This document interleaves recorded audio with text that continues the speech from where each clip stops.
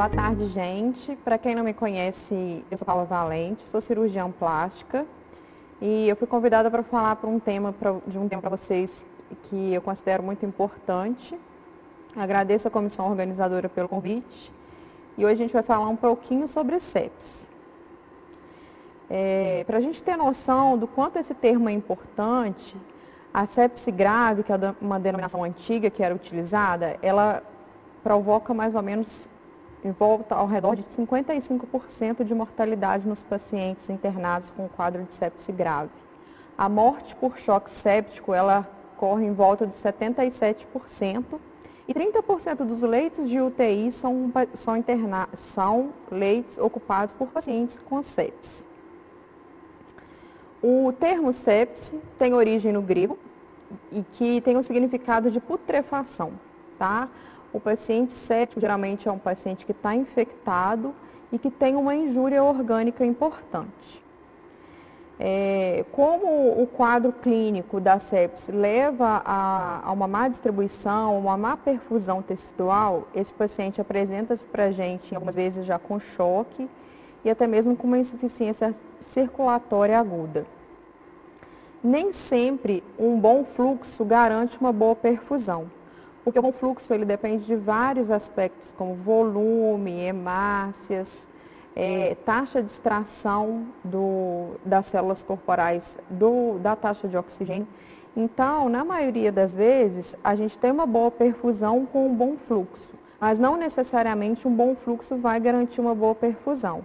Às vezes o paciente está séptico, tem um bom fluxo sanguíneo, mas não está bem perfundido. Tá? Isso tudo se deve devido a essa alteração na oferta e no consumo de O2, tá? Ou até mesmo na incapacidade celular da utilização de oxigênio. Quando o paciente apresenta um quadro séptico, ele tem um aumento da permeabilidade vascular, já que a sepse é um choque distributivo. Esse paciente apresenta um edema intersticial importante, com depressão do volume intravascular, ocasionando uma hipotensão arterial, tá? Com diminuição do débito urinário, diminuição do sangue que chega até os órgãos principais, como o sistema nervoso central. O paciente vai apresentar para a gente uma confusão mental, um rebaixamento do nível de consciência, uma disfunção renal. Esse paciente vai apresentar-se oligúrico, com retenção urinária e uma disfunção de diversos órgãos e tecidos corporais.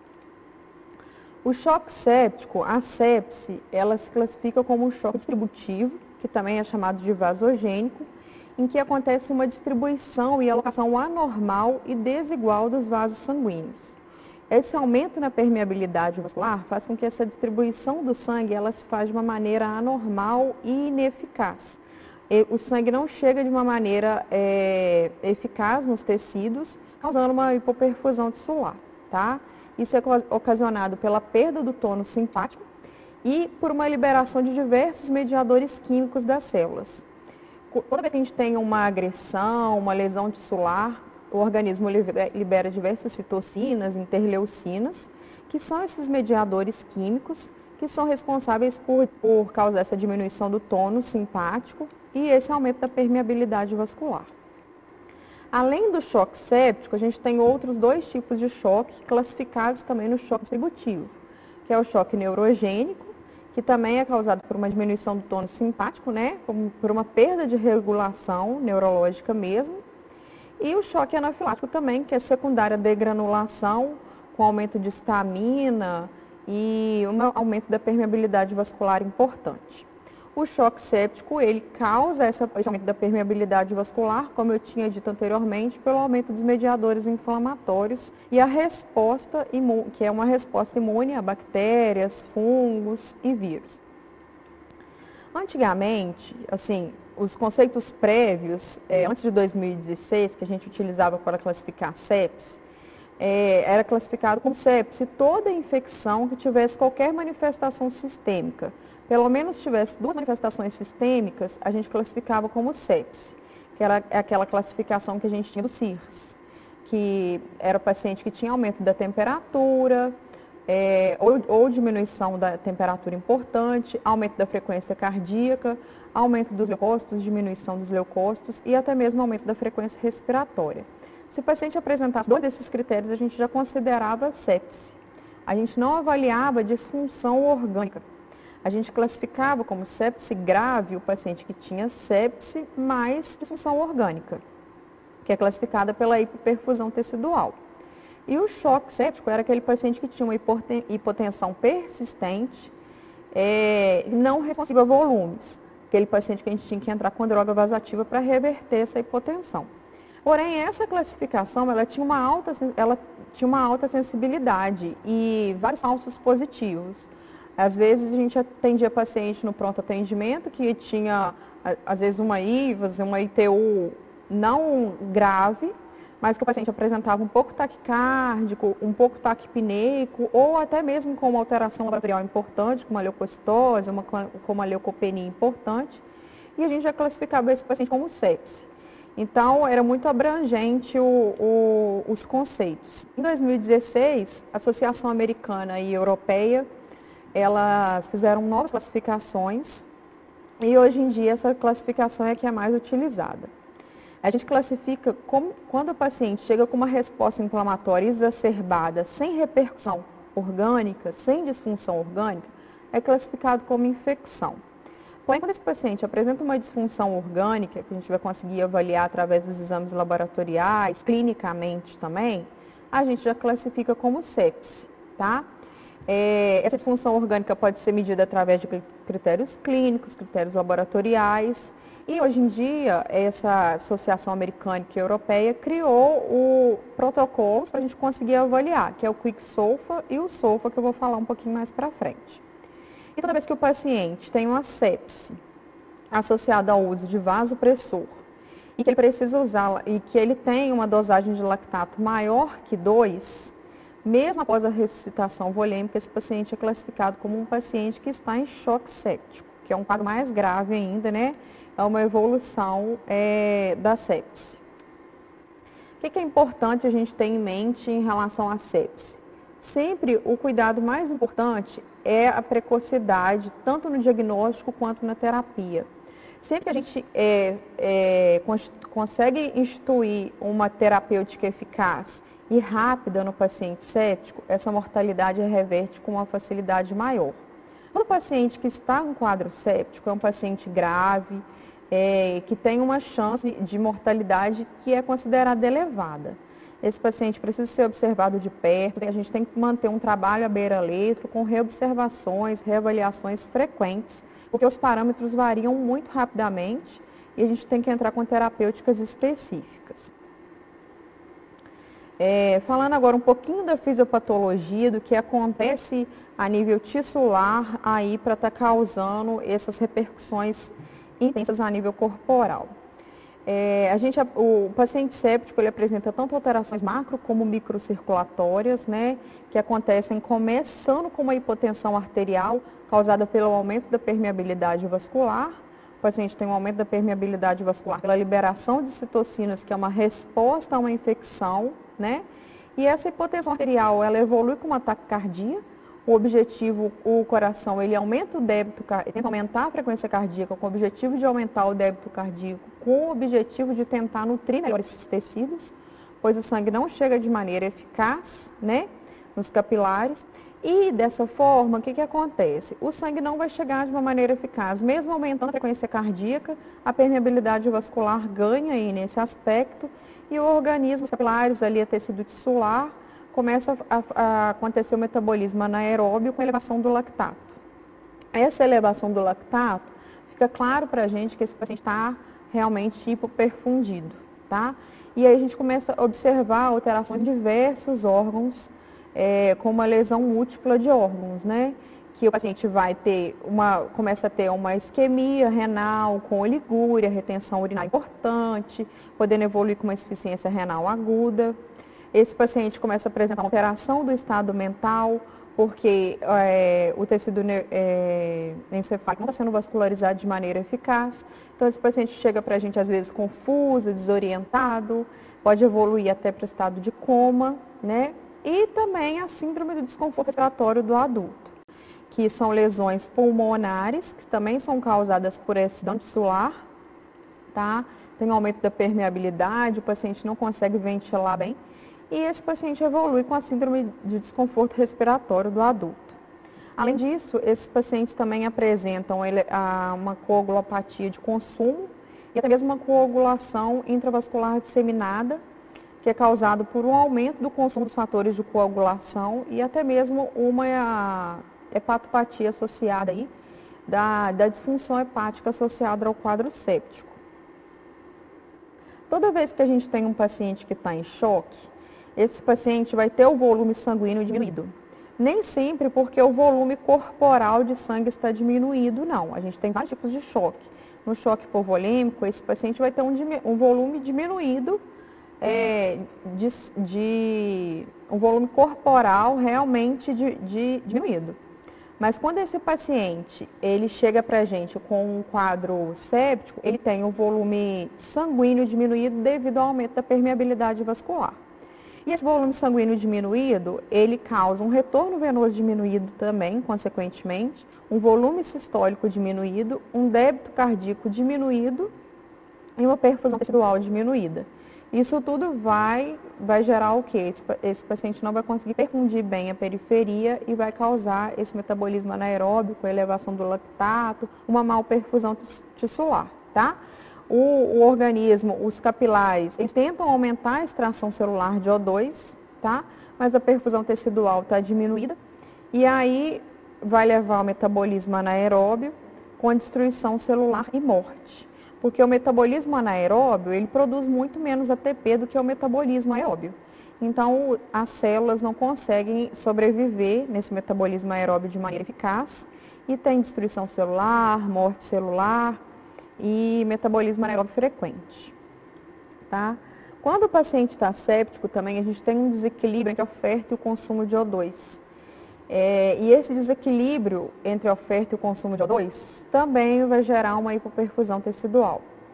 Existem alguns fatores que são importantes serem citados aqui, que são alguns fatores que alteram diretamente a oferta de O2.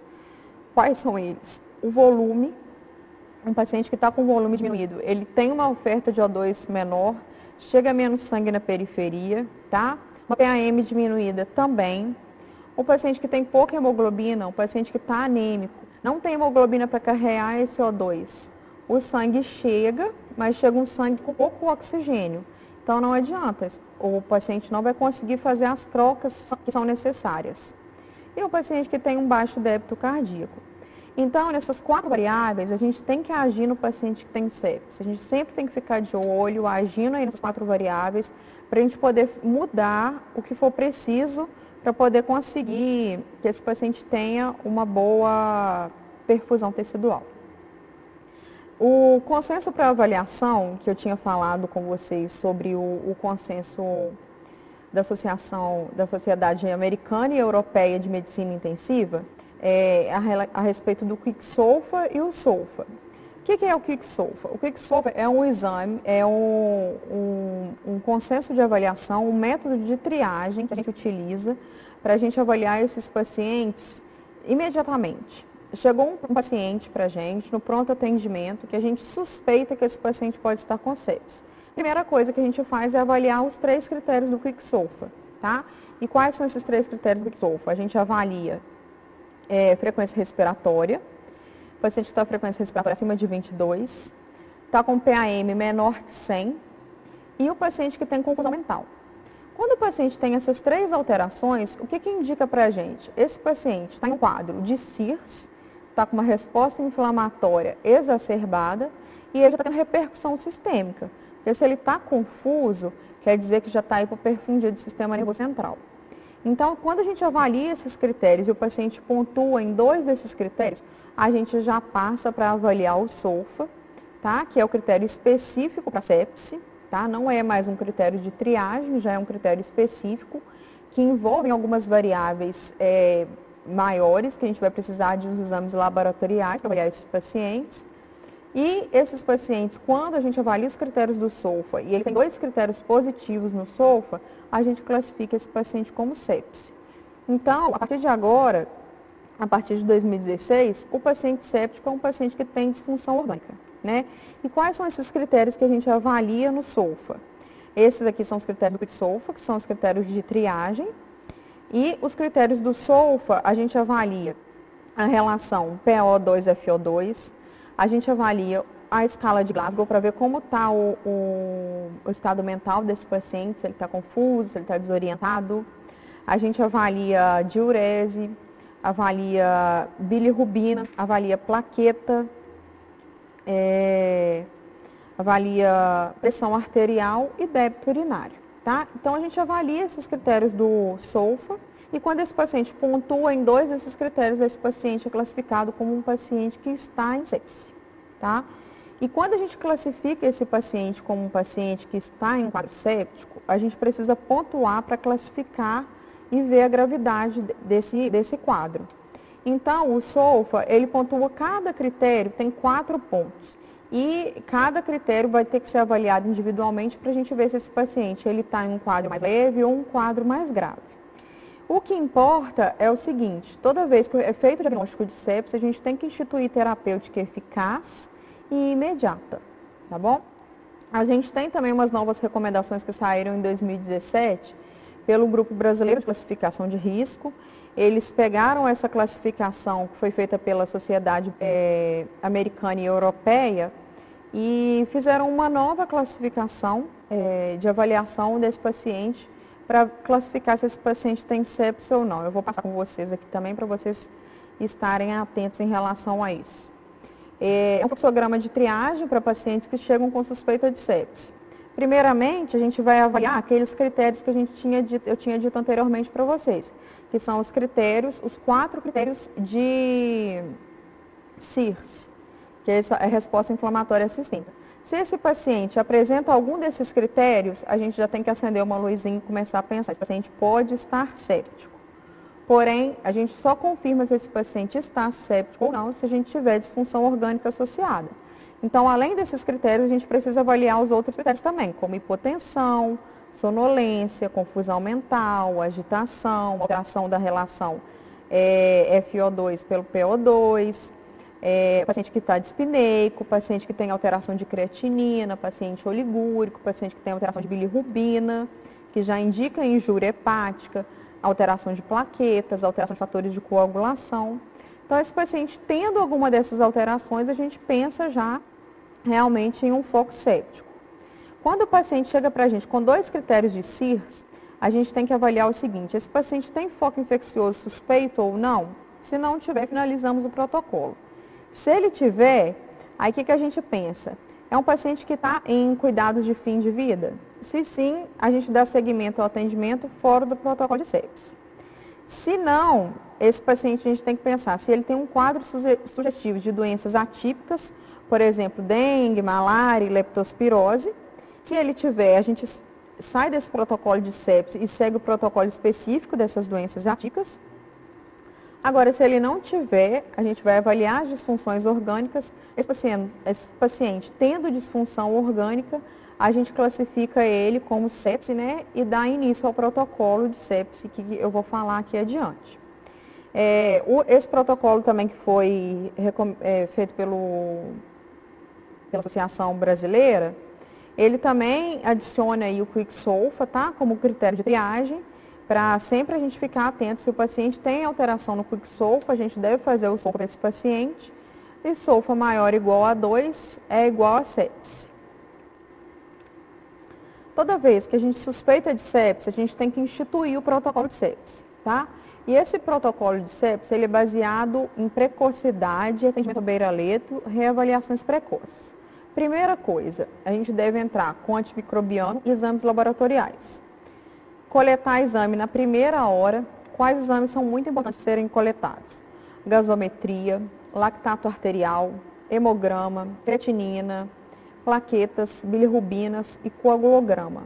Por que esses exames são importantes? Que são exames que vão indicar para a gente lesão tissular, lesão de órgãos múltiplos, tá?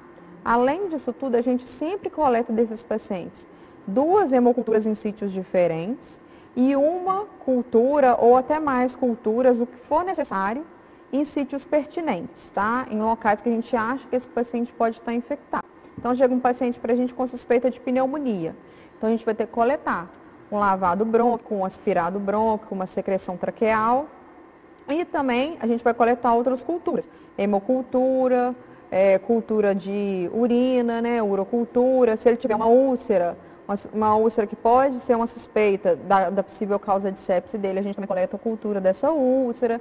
Então, a gente sempre vai ficar atento às principais possibilidades de foco para esse quadro séptico. E importantíssimo é a administração do antimicrobiano na primeira hora. Toda vez que esse paciente chega para a gente, a cultura tem que ser coletada e iniciar o antibiótico logo após a cultura. A gente nunca deve atrasar o início do antibiótico, porque aumenta muito a mortalidade a cada hora atrasada do início do antibiótico. E se o paciente estiver hipotenso ou com uma hipoperfusão importante, como que a gente vai avaliar essa hipoperfusão? Através do lactato, né? Lactato 2 vezes o valor de referência. O que a gente vai entrar para esse paciente?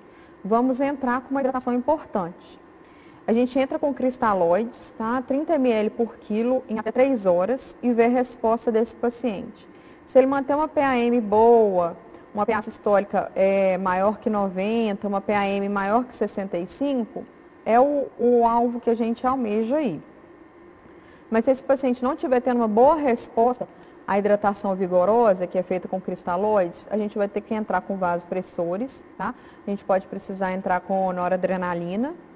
E a gente vai reavaliar esses pacientes através da pressão sistólica, através da diurese, da perfusão capilar, da responsividade a volume.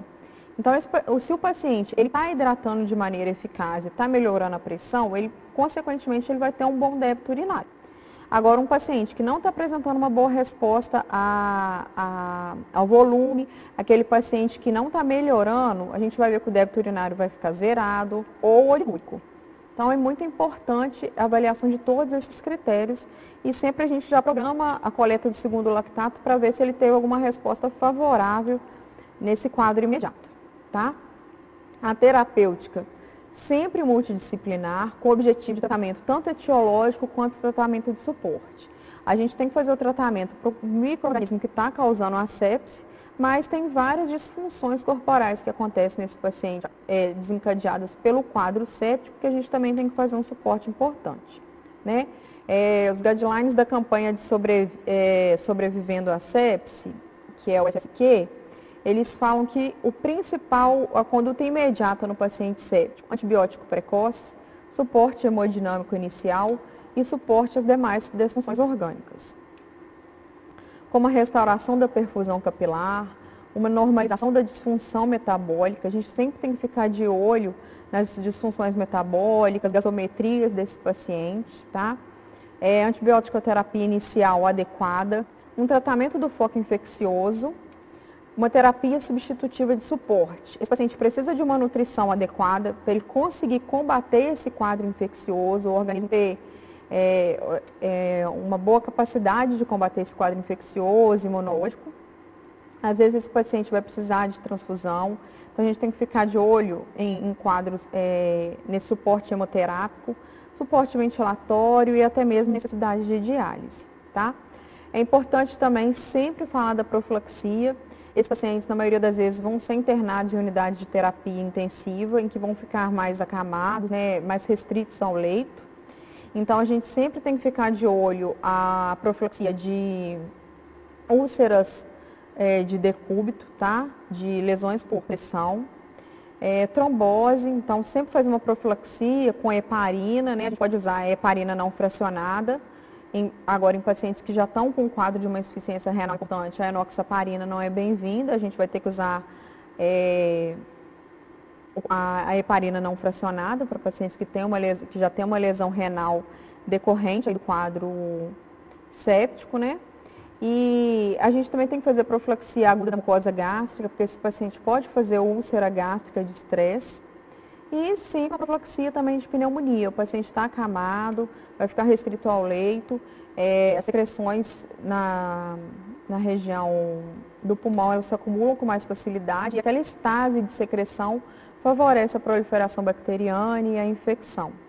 E dessa forma, a gente define o prognóstico desse paciente. O prognóstico, a gente vai definir ele, a gente pode até definir quando o paciente chega, a gente consegue ter uma ideia de um prognóstico para esse paciente. Mas o prognóstico ele vai ser avaliado a cada reavaliação, porque o quadro séptico ele varia muito, então o paciente pode apresentar uma melhora importante, apresentar uma resposta boa terapêutica, como também não.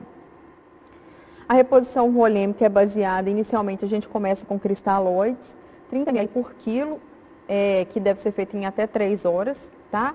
A gente dá uma preferência para cristalóides, por quê? Porque os coloides, eles aumentam a chance de injúria renal e de diálise, e o soro fisiológico 0,9%, ele aumenta a chance de acidose hiperclorêmica, tá? Porque faz muita oferta de cloro aí, né? NaCl.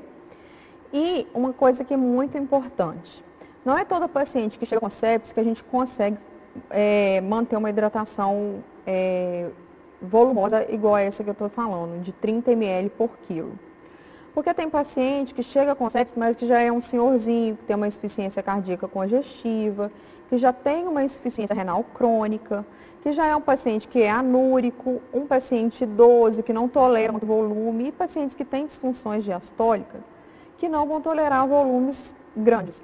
Então, nesses pacientes, a gente precisa ir tateando o volume com calma, vendo a resposta dele, controlando com débito urinário. Esse paciente chega, a gente já passa uma sonda vesical de demora para controlar esse débito urinário.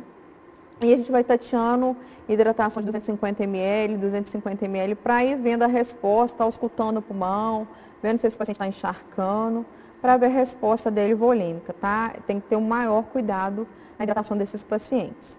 Qual é a nossa meta? A meta é conseguir uma PAM acima de 65 milímetros de Hg.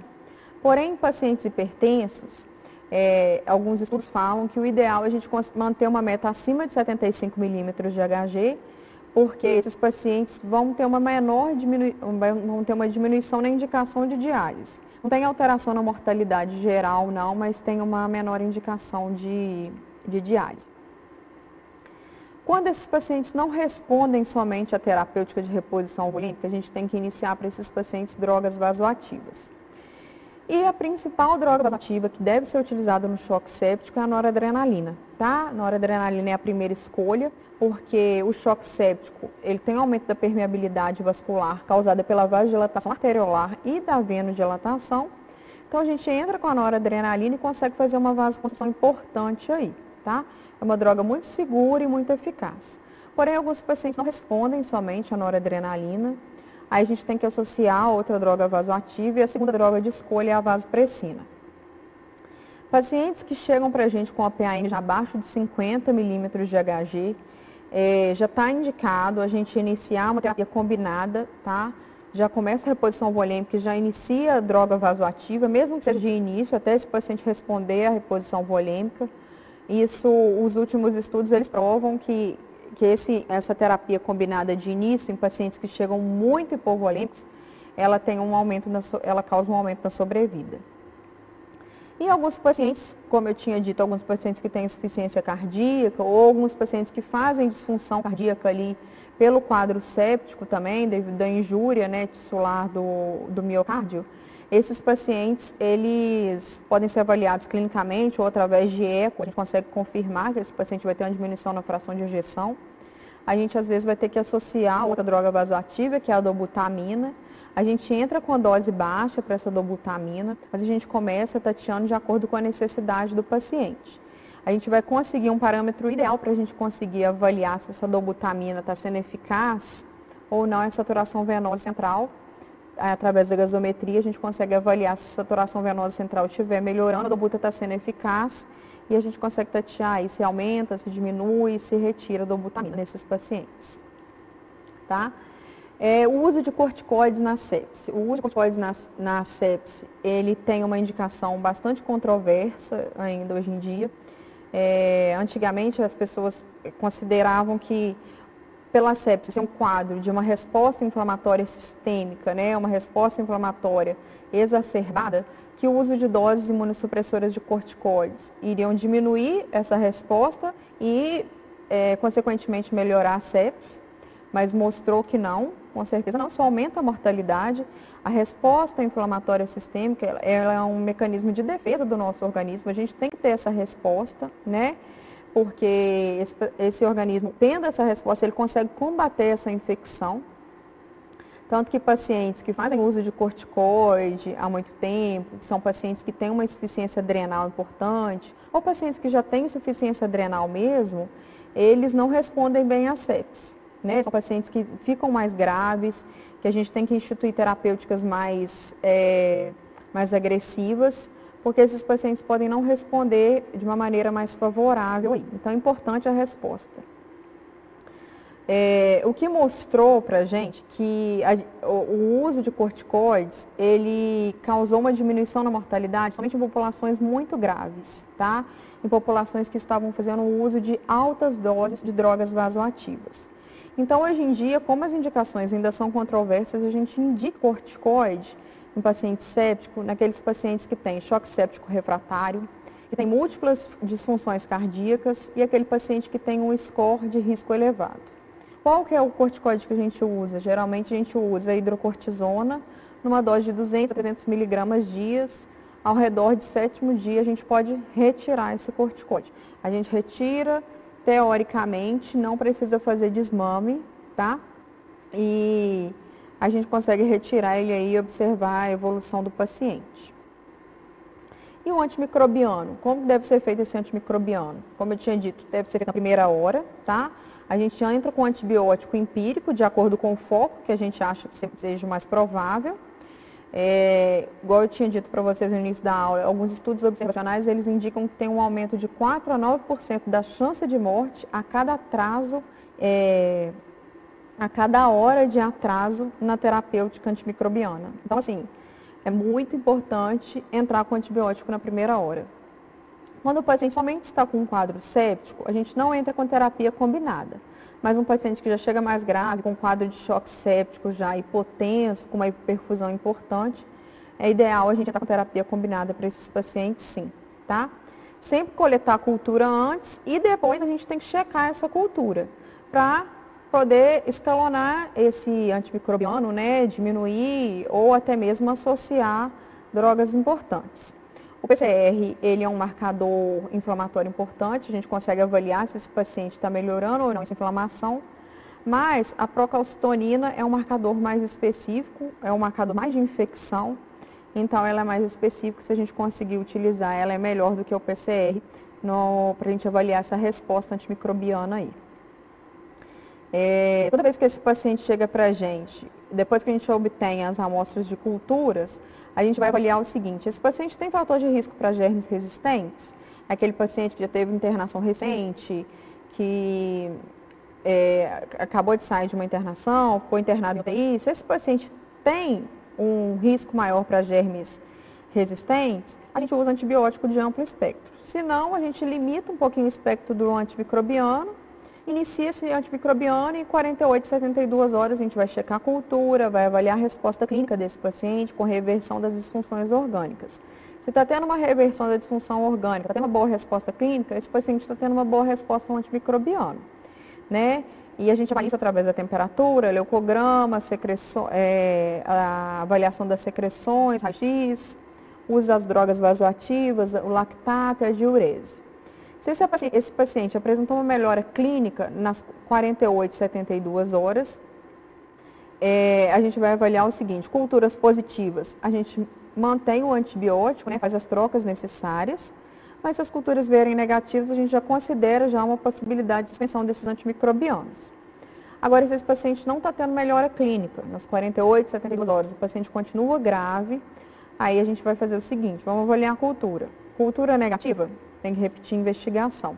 Provavelmente a cultura não conseguiu diagnosticar ou não foi sensível para o micro-organismo que está causando a infecção, né?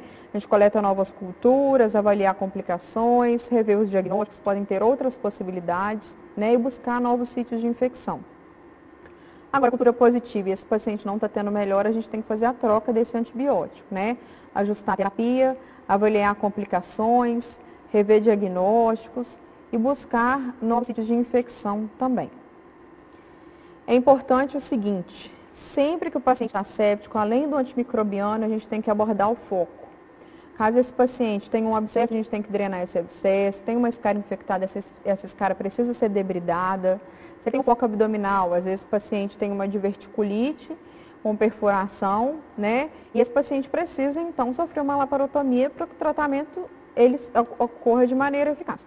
Não adianta só entrar com antibióticos se a gente não abordar o foco, tá? Nas primeiras 2 horas iniciais, são as horas mais importantes para a abordagem do foco, com exceção da pancreatite necrohemorrágica, que a gente não faz nada, né? A gente avalia a evolução, mas a gente não faz abordagem cirúrgica inicialmente para pancreatite necrohemorrágica, não. Agora eu vou falar um pouquinho para vocês sobre o tratamento de suporte, né? A gente já fez o tratamento inicial e o tratamento de suporte para esses pacientes sépticos, a gente sempre vai avaliar o seguinte: paciente séptico que tem disfunção respiratória, vai ter ventilação mecânica, vai estar sedado. Os sedativos, eles aumentam a chance de delírio, então o ideal é a gente fazer um protocolo de despertar diário desses pacientes, para todos os dias eles terem essa diminuição dessa impregnação dos sedativos, tá? Uma ventilação mecânica protetora para proteger que esses pacientes evoluem com SARA, né? Então a gente ventila esses pacientes, o ideal é que a gente ventile com volume corrente geralmente de 6 ml por quilo, com uma pressão de platô menor que 30. E é importante, às vezes, a gente colocar esse paciente em posição prona nas primeiras 12 horas das primeiras 24 horas da síndrome da angústia respiratória, né? Na síndrome do desconforto respiratório. Então, a gente coloca esse paciente em posição prona, porque em pacientes que tenham essa relação de PaO2, FO2 menor que 150, é um paciente que realmente não está ventilando bem, não está tendo troca boa. A gente coloca esse paciente na posição prona para tentar facilitar essas trocas.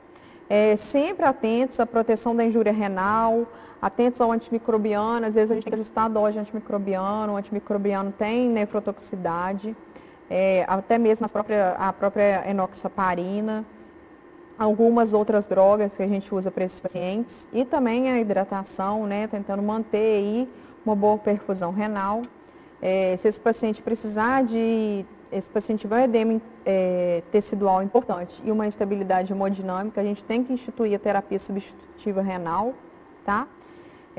O controle glicêmico também é importante, né? Esse paciente está em sepse e, consequentemente, ele vai ter um aumento do glucagon com aumento da glicemia. Então, a gente deve manter, pelo menos tentar manter os controles glicêmicos de 140 a 180.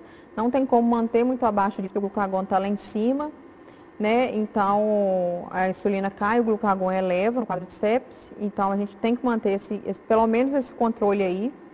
Assim que o paciente passar do quadro de instabilidade hemodinâmica, vamos instituir uma dieta enteral para esse paciente, em alguns casos até mesmo parenteral, né? A enteral é melhor, mas se o paciente não tiver condição, a gente entra com a dieta parenteral, porque esse paciente precisa de suporte para combater esse quadro infeccioso. O suporte hemoterápico também é importante, sempre a gente tem que estar de olho na hemoglobina. Esses pacientes fazem um consumo importante, né, da hemoglobina, e a gente transfunde o paciente séptico geralmente quando está com hemoglobina abaixo de 7.